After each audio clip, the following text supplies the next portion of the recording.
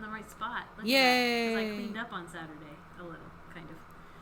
And people can't see how messy it is still. No. Ta-da! Good morning. Good morning. How are we all doing? Don't sit down. I'm resisting the urge to try to speak in German because I can't actually speak in German. I'm watching a show in German with English subtitles, so I have like German sounds ringing in my ears. Anyway, hi, welcome to the Sun Dragon Sideshow. We got our sweaters done. See, this is where I'm like the length. I'll just tug. As long as my t-shirt. Okay, I'll stop. I obsessed. Look, our shirts are done. Happy Easter. So we made, you suggested the challenge that we both finish the sweaters we were currently working on, or closest to finishing, for Easter, which was Sunday. And technically, I bound off the sleeves for this on Sunday. So I was worried I wouldn't finish it until Orthodox Easter next week. And I did. Ta-da! I got mine done Friday. Yes, she did. I wore it to work on Saturday because it was cold. And, well, yes, but... I'm kidding. I know. There's different... When I started past sleeve separation, you were about the same, you know. I could make other comparisons and things, but, you know. We got them done. Yay! And now I'm taking mine off. Can we just talk about, like, really quick? Okay. Hi, I'm Rebecca. I'm the owner of Sun Dragon Art and Fiber in sunny and maybe gonna warm up, but probably not, Brevard, North Carolina. I'm Liz. I'm the minion there. Okay. It's supposed to be like 60-ish. That's better than the end of last week, but not as good as the beginning of last week. So, before you take it off, can you briefly say, like, what it was and the yarn you used and all those things while people are looking at the lovely, unless you want to just hold it up. It's the black rose that you modified. That I modified because it's supposed to be made from here up and then from here down. Mm-hmm. And I modified it where I started here and went down. And you use thicker yarn than the pattern calls for? The pattern's written for DK on like a size 7 needle, and I use chunky on a 10.5 needle. And she's like, I'm trying to do it fast so I can get it off. Yeah, I didn't put the puffs, like there's these little puff stitches, but in DK it would probably look smaller puffs than in the chunky. In the chunky it looked like pom-poms going around my neck. So I was like, no.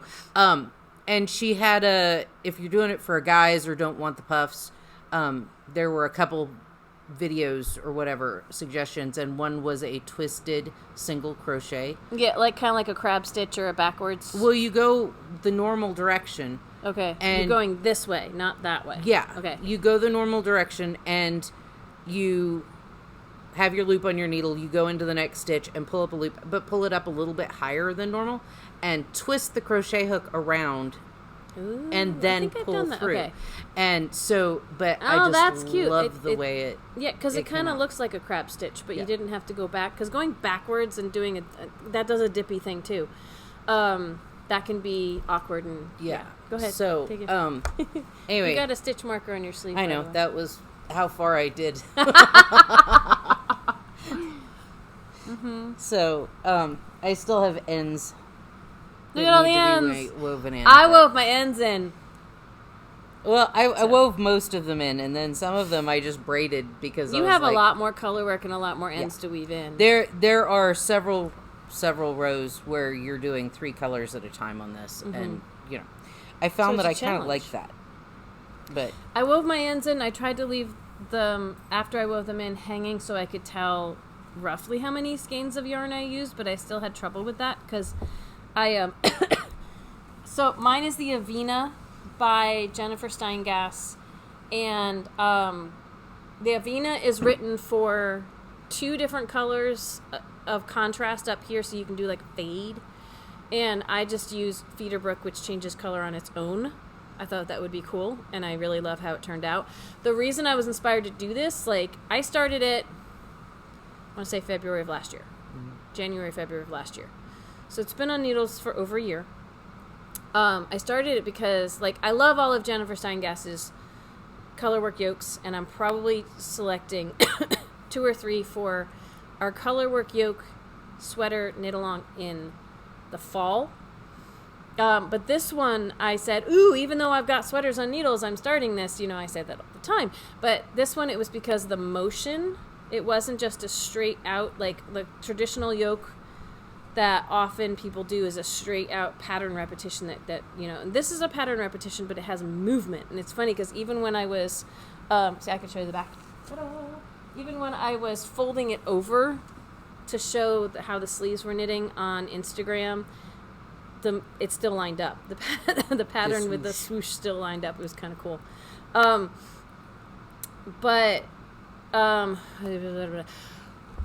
My contrast is Fiber Space Vivacious DK, which is a tonal. And I had an extra skein just in case that I didn't need. This is my bag of like pressed flowers or ongoing projects. And somewhere at the here is my skein that I didn't use. And here's a cable needle that stuck to it. And I alternated skeins on the torso because it was tonal. Here's one little bit. There's two little bits I had left, and I was going to pull them out to show y'all, but it's buried in here. See if I can find the other one. Everything else in this bag is pressed flowers, and there's tons. So on the torso, this one is a really mild tonal. There are others. I'm just going to have to pull out all my projects. There are other skeins or other tonal yarns, hand-dyed yarns, where the variation in them is much more pronounced, right? Which is why it can be good to alternate skeins. So on the torso, every other round, when I got to the beginning of round marker, and here's my other guy, I switched skeins. So I had two going when I was working on the torso. And then I got to the sleeves, and I had a little bit left of one skein that I'd been going with, and a lot of the other, because like right before the ribbing, or right in the ribbing, one of my skeins ran out and I had to start a new one. So I had a big skein and a big ball and a small ball. And I was like, I could break them up and alternate on the sleeves, and so I didn't alternate my sleeves. While I was knitting, I felt like there was, like, I can tell that this sleeve has more variation in it than this one. This one's more mild. But from a distance, I don't think you can tell. No. And so I ran out with one skein, and you can even tell where it happened. It's like right in here, because this, up close, you can tell where there's a little more color variation. Down in here, right? It was like right about here. I can take this off and see, because I wove in my ends but left a little bit hanging so I could tell where I switched. So then I was left with I've been handballing lately. So I was left with, I have a ball hanging off of this sleeve. I was doing two at a time. And I have a new skein of yarn, but I think I can make it through. I think I don't have to wind this one up. So that's why these look the way they do. Because the one that was hanging off here, I started balling off roughly what I thought was half and winding it around the yarn hanging off this sleeve so I could do a center pull. So this one was starting to fall apart a little bit more as I center pulled. So I wound off until they looked about the same size, because I didn't bring a scale home with me. It's not a thing. It's not a thing. And as I was doing the sleeves, I was watching this German show. It's called St. Mike. And it's funny. And I have it through my PBS Masterpiece, PBS subscription. So I was like, well, might as well make use of it. And so I'm binge watching the show, and I have to read the subtitles. And a lot of the knitting on the sleeves happened Saturday night after work. You wouldn't think after work I could get a lot done. But I was binge watching the show, and this was mindless knitting, except for, and you might be able to, except for the decreases right along here. You can see little bumps where the decreases are. And suddenly I said, oh my gosh, I'm only 2 or 3 decreases from the bottom of my sleeves when I went to bed Saturday night. It was crazy. And then I started thinking, I'm going to run out of yarn, because what I balled off of, well, big ball, and I balled off of that what was going to stay for the first sleeve. This was not even when I tried to separate it. There's more yarn here than here. And I started to worry that I was going to, not have enough left for my 3-inch cuffs. And B, that this one was then going to run out. And, more ends to weave in. More ends to weave in. Somehow, magically, it made it. So I think the sleeve length is actually pretty good. When I tried it on, I followed the instructions for the decreases. And then it's like, now go until it's long enough to do your bottom ribbing. And I tried it on where the decreases and everything stopped. And I thought it was going to be, my sleeves were going to be too long. I'm like, I'm just switching to the ribbing now. But I always find it's interesting how the cuff tightens things up and can kind of shorten things. Because this is actually, especially if I take off my little scrunchie. Welcome back to the 80s, people. But I find I actually do like this in my hair, so, again, still struggling with this. I have not blocked this yet, but I'm actually really liking where the sleeves came out. If anything, I'm probably going to start feeling like they're too short eventually. So I've found that when I try it on and the sleeves look like they're at the right spot, I need to knit at least 2 more rows, my 10.5 needles. Before you start the cuff? Before I start the cuff or the pull-in or whatever, because the way the knitting sits, where it looks like it's the right length, but it's on the needles, and sometimes the needles pull on them. They either pull on them, or they, if it's a barber cord, sometimes it rolls up a little bit, and so I'm like, I need to go, even if it looks like it's the right spot, I'm like, I need to go a little longer. Plus, I like a little longer sleeves anyway. Mm-hmm. But the few times that I was like, oh, look, I'm at the right spot, and then I did my cuff and bound off, I'm like, now my sleeves are short. So I think these are going to be okay. Excuse me. I don't know why I'm all out of breath this morning. And I also think that when I block this, it's going to grow ever so slightly. Because superwash sometimes can. So I'm comfortable with them right now. I may change my mind. But I also, it said knit for 3 inches, and I'm like, I was worried I was going to run out of yarn, and that's obviously not the case, and that they would be too long. So I think when it was just over 2 3/4 inches, I bound off thinking that's going to get me to my 3 inches, which, so I can also show you, I think it's on, is it this? Yeah, this side. It may not be super noticeable, but can you see there's kind of a pucker there? Yeah. Running down? That's from alternating, and it's not on this side. That's my beginning of round was over there, and when I was alternating skeins. It's tough to keep your tension consistent when you're dropping one and picking up another. And the tendency, which I do, and it shows that way, is to maybe over-tighten when you're picking up your skein that you dropped a row before and starting to knit with it. And it can leave a little bit of a seam there. And in some ways, that's structure. If I had been able to do something over here that would mimic that, that adds some structure. But honestly, even unless you know it's there, it's not super noticeable. And most people aren't walking around going, hey, look at the seam. Look. But I think I have another sweater where I did alternate on the sleeves, and there's a little seam there too on those. So these, there isn't that type of seam.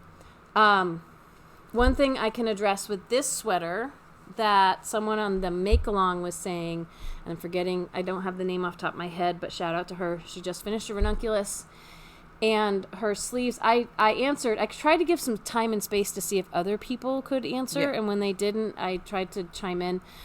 We're closing in on 500 people on the Facebook Sundragon MAL make along page, which is super awesome. And most people are there just kind of hang out and see what other people are doing, or to share their posts and things. That means if y'all have questions, I rely on everyone else there to maybe try to help answer, because I don't know if I can, if everybody posed questions, I don't know if I could get back to everybody. I would try, but I might also miss some posts because I don't know if it's alerting me to every post. So, that being said, this woman, she had done the 2 at a time sleeves, which is what I did here on her ranunculus, and she found that she's finding that she has a seam running down the outside edge, where, because it's half on one needle and then half over here on the same needle, and then the back halves go down the same needle. It's small circumference knitting. So anytime you're switching needles, be it double points, circulars, things like that, there is a possibility of a seam. Like, it's not super noticeable, but there is a little bit of a seam. Like when I say there's one here and you look for it, you might see there's a little bit of a pucker and tension on the outsides of my sleeves too. And she was asking, and on the inside, it's right, beginning of round marker. She was asking if that would come out with blocking. And my answer is maybe. I could have saved that for Thursday, but my answer is maybe.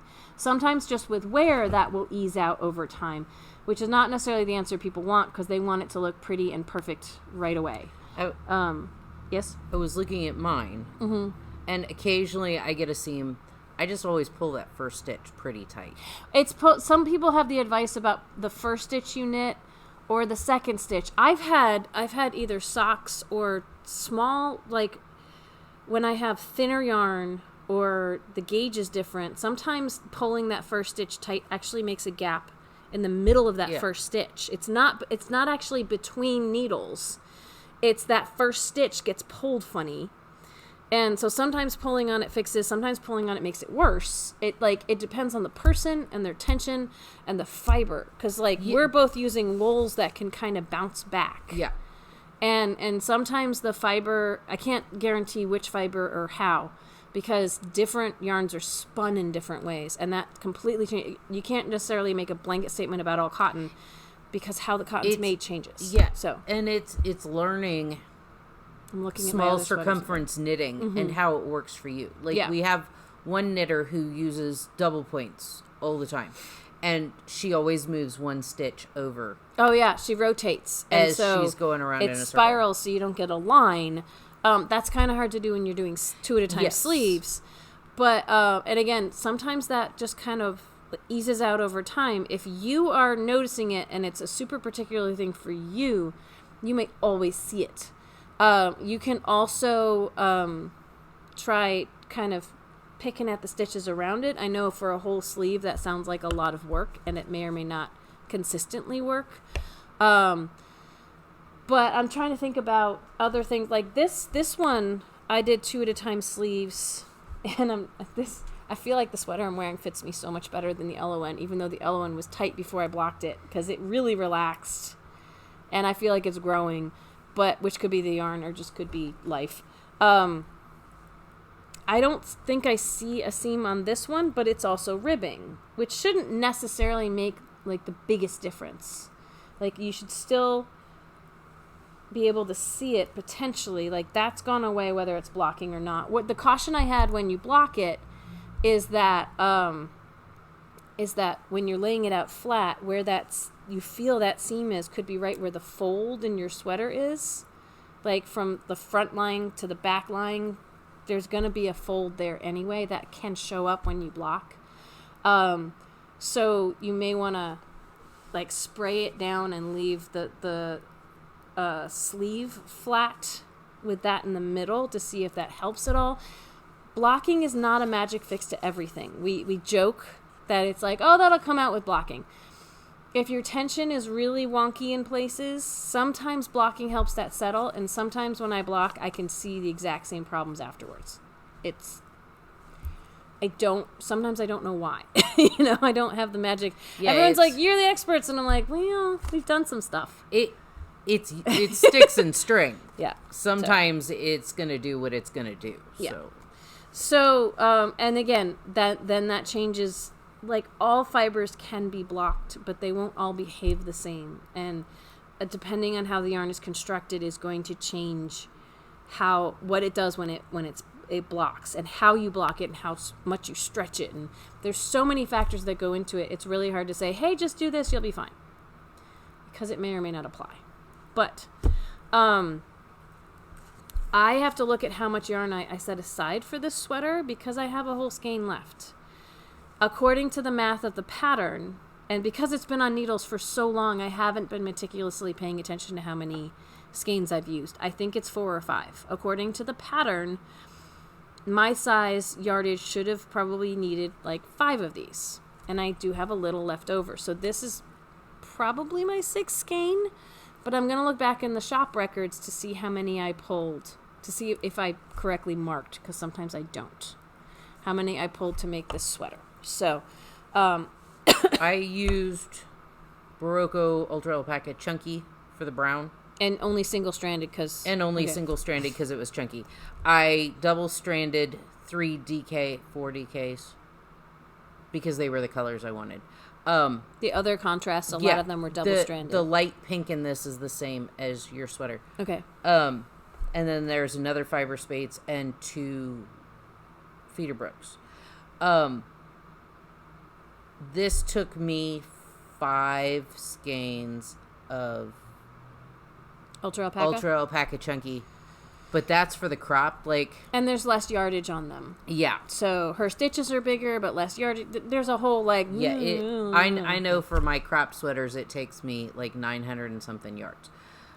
And But there's no torso, not much torso, so... And I think my torso's longer than the pattern says, because the girls make everything feel shorter, and my sleeves may not be as long as the pattern says, but I don't think that fully compensated. So... my size in the pattern said 1,400, something like that yards, and this is 250 per, and so 4 of them is 1,000 yards, and 5 of them is only 12 something, so I think I definitely used 5. I think my pattern, I have to go back and look at what my size in the pattern suggested, but I think it's, again, 250 per. It could have, that's why I had the 6th one, as I thought it was going to take 6, and it might have only taken 5. The bigger sizes, again, it's going to be like 6 or 7, maybe 8. I know shout out to Robin, I know we have a knitter interested in making a bigger size than mine, but short sleeves. So it might take just as many skeins as mine. So, we have a small order of the fiber spates coming in, hopefully sometime this week. I think I just got shipping notifications, and when the winds blow right, things come from the UK really fast. Not every color is going to have sweater quantities, but if you are interested in making this, contact me. We'll see what we can pull together. It only took 1 skein of the contrast for my size when I was using the 1 color changing yarn. And if you want to make Liz's, there's a lot of modifications that went into hers, so you might have to figure some stuff out on your own. But we'll help if we can, but I don't know if we can, off the top of our heads, do it as easy as this, which is the same yarn or similar yarn to what the pattern calls for. To modify a top down, or, a bottom up, basically, because I've done that now twice, because the Steinkrieger was also a bottom up. To modify it, you can do it. I can tell you how I did it. You just change the decreases to increases, and there's math. Yeah. And you changed maybe where some of the colors are and things like that. Oh, yeah. Right? With the Steinkrieger, I definitely changed colors. I think it's doable, but I'd plan on not having assistance, because I can tell you, but it might not make sense. I say find a nice chunky weight colorwork pullover, or what Liz often does, because the options are sometimes limited for that, is find one written for a thinner weight, but then you have to do some math or take some chances on making it with bigger yarn, and know that the pattern's going to be way deeper. Yeah, stitch and row gauge are all going to be very different. Yeah. I usually tell people, if they're making the same sweater with roughly the same yarn and you're testing your gauge, go for stitch count over row count matching. If you can get both to match, that's amazing. But yeah, if you go with a bigger yarn, I see people on Knit and Chat all the time who's like, I want to make this, but I want to change the yarn, either thinner or thicker. And it's like, and the questions they're asking are not necessarily the questions they probably should be asking. Because yes, if you go with a bigger yarn, it's going to be wider, so you can pick a different size, but then it's also going to be deeper. That's a really good point. Yeah, like my thistle sweater, the thistles were supposed to be little, like just a ring of thistles around your collar. Like, and I have foot deep thistles, They're, so, and I'm cool with that. I wanted everybody to go, oh, it's thistles instead of, what is that on your, and so, I kind of like that, but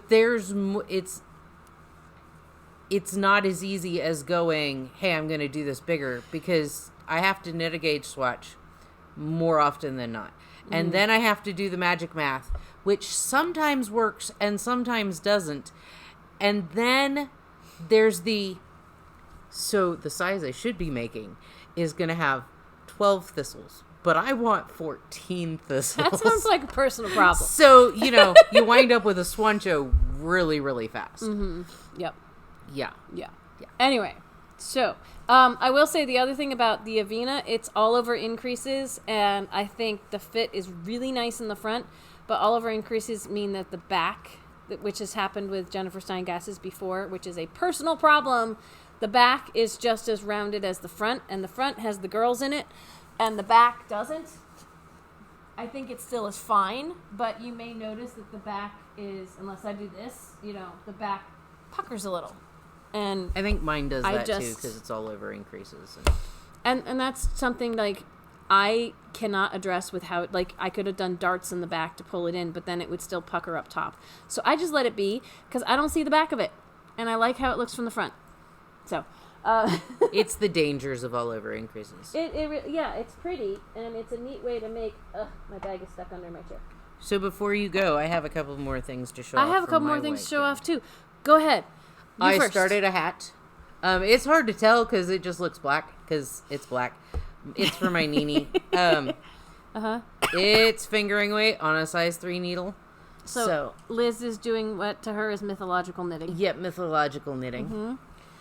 I finished my Easter dress. So it's got the brown overdress with lace. And then roses. Oh, and that's got brown lace. It has brown lace and ribbon too, yes. But it's got the brown lace that matches the brown overskirt. Yes. Which is really cool. And then I did my hair. I got my long hair back. Oh my gosh. Her long hair is back, and there's teals. They may not show up fully on camera, but I love the teals in that. That is really super cute. I didn't know it doesn't exactly match the greens. Oh, but it's pretty close. That is, come on. So I was like, yay, I don't have to crochet up yarn. I found a color that I already had. There you go. So. Okay, so. That was my weekend. Awesome. Everything else I've been doing has been pressed flowers. So I don't think I've made any progress on the shawl, so I'm not going to, yay, there's the shawl. And I really didn't touch it because I was trying to get this done. But you got progress done on another one. I did. Well, okay, so we had our first class on the cowl, and I've been working on my cowl steadily. So my cowl, I'm making the medium size of the pressed flowers cowl, and it's almost done. And I actually feel like this is the medium size, but right now when I try to do this, I feel like it's the small size.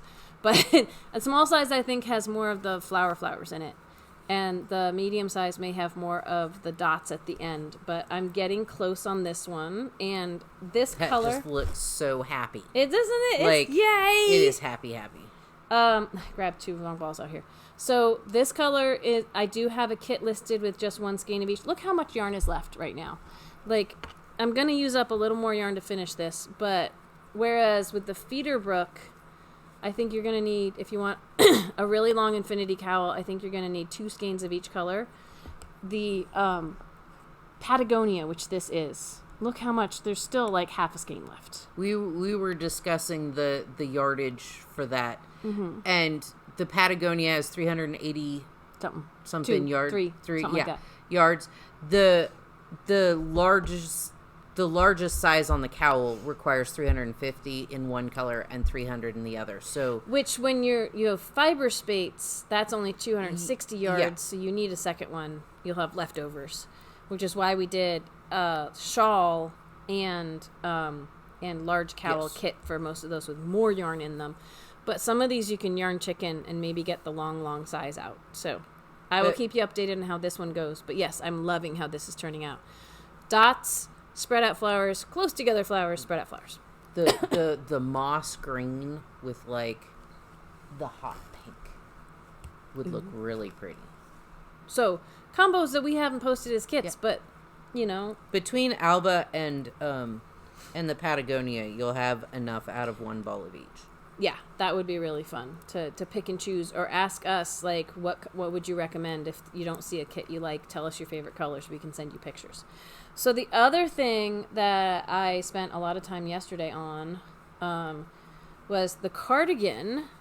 I have gotten to where the color work is, and just to remind y'all, so I'm using winter as my main color, and then I'm using the frogged flashpoint, which a lot of it's super, super bright, but I chose to start with the skein that has some of the more mild colors on the outside. Like, it's gonna get to that color, right? The cardigan, you're starting bottom up, so I had a bajillion rows, 19, but a bajillion rows of ribbing to do. And then I got into the flowers. And right now they're really quiet looking. Like, it's so cute though. But it's going to get into like, boom! So someone called this Fire and Ice because it's winter and flashpoint. And I'm like, yeah, I kind of like that. Super mild right now. When I saw your picture that you sent me of that, I was like, it's winter turning into spring with just those faint little... And then eventually you're going to get summer! So, yeah, there's still too many things to work on, even though I finished this one and I'm super excited about it. Progress is slow going on the ones that have more rows. Like, I really worked hard to get one whole flower in from yesterday morning's meditation, because this is jammed on here, but this is the back and the sides. This is like goes all the way around me. So, yeah, but I've made progress, and so I kind of want to finish the cowl off so that I can super focus on the shawl and the cardigan. And for locals, we have tons of space in the class for the shawl or the cardigan. Like, it's a 2-part class where you can pick which one you want to work on, and I'll help you with either one. Is this Saturday, April 15th, and then the second session is not till May 6th, because the second session of the hat and cowl class is the next Saturday, and the Saturday after that is local yarn store day, which will have all kinds of fun things going on and no space for classes. So the last thing before we leave, and we should go open up the shop soon, is the other exciting thing that happened last week is we got our Viking shirts in. This is the mild side. If you pre-ordered, the Viking shirts are on their way, or they're here for pickup. If you want to buy one, we now have them in stock in all sizes while supplies last. So this is the extra small size. It does not fit me, but all of the shirts have the oh, you want to show the back? Go ahead. Well, I can show the back when you're ready. Are you ready? Of course I'm ready. But no, we've got the Sun Dragon logo as like a breast pocket. It's not an actual pocket, but as a small thing in the front. And then that's the back. Front and back. And remember, we jokingly call our customers Vikings who come in or who order from afar because you pillaged the shop. Yay. So I pillaged. We had a couple different slogans we were thinking about, and that's the one that was the popular favorite. So, and they can't see that. You can see that, but they can see half of that. So, yeah, I think that's super, super cool. And thank you to Brevard Screen Printing for making these for us. They are $28.95, I believe. I mean, it's extra because we needed printing on both front and backs.